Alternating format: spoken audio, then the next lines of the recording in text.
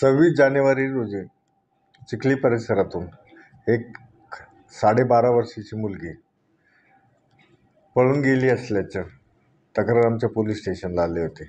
सदरच्या मुलीला कोणतरी फूस लावून पळून नेलेला असावं असा संशय असल्याने आम्ही 363नी गुन्हा दाखल केलेला होता. मुलीचं वय लहान असल्यामुळं तात्काळ तपासास सुरुवात केली. चिखली परिसरातील सगळ्या ठिकाणची फुटेज चेक करण्यात आले. या फुटेजमध्ये आम्हाला असं दिसलं की ती एका अज्ञात व्यक्तीबरोबर नाशिक हायवेकडे जात आहे. आम्ही त्या व्यक्तीचा फोटो डेव्हलप केला आणि चिखली परिसरामध्ये व्हायरल केला. त्यानुसार आम्हाला त्याची ओळख सुरोज रेझाउल शेख हा चिकनच्या दुकानावर काम करणारा मुलगा असल्याची माहिती मिळाली. त्यानुसार त्याचा मोबाईल नंबर आम्हाला मिळाला. मोबाईल नंबर घटना घडल्यापासून बंद असल्यामुळं त्याचं लोकेशन आम्हाला मिळत नव्हतं. त्यानंतर आम्ही त्याची अधिक माहिती घेतली असता तो मिर्झापूर, कलकत्त्यापासून 150 ते 200 किलोमीटर अंतरावर असणाऱ्या ठिकाणी बांगलादेशच्या बॉर्डरजवळ राहणारा होता. त्यानुसार आम्ही मिर्झापूर पोलिसांशी संपर्क साधला. त्याच्या घरी त्याची आई, वडील यांच्याकडे चौकशी केली असता तो तिकडेही गेलेला नसल्याचं आमच्या लक्षात आलं. त्यानंतर मोबाईल बंद असल्यामुळं लोकेशन मिळत नव्हतं. मुलीचं वय लहान होतं.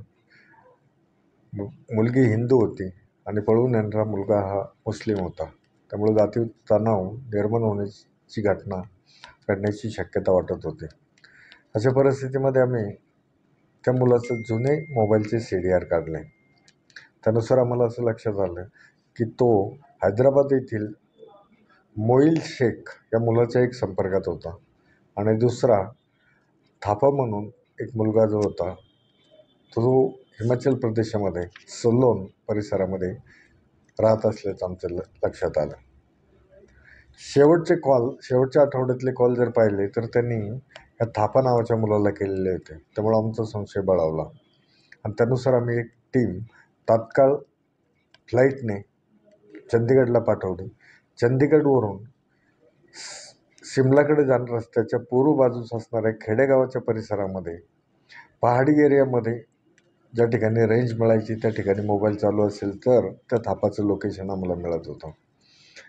आणि मजुरी करणारे कामगार, चिकन सेंटरवर काम करणाऱ्या कामगारापैकी हा मुलगा असल्यामुळं आम्ही चंदीगड ते सोलोन दरम्यान पूर्व बाजूला असणाऱ्या पहाडी एरियातल्या प्रत्येक गावामध्ये चेक केलं असता आम्हाला सलूनपासून 8 किलोमीटर अंतरावरती एका छोट्या गावामध्ये तो मुलगा मिळून आला. त्याच्यासोबत असणारी ती मुलगी आम्हाला मिळून आली.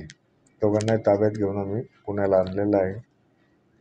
आरोपीला अटक केलेलं आहे. उद्या कोर्टामध्ये प्रोड्यूस करून त्याची पोलीस कस्टडी रिमांड मागून पुढील तपास करत आहोत.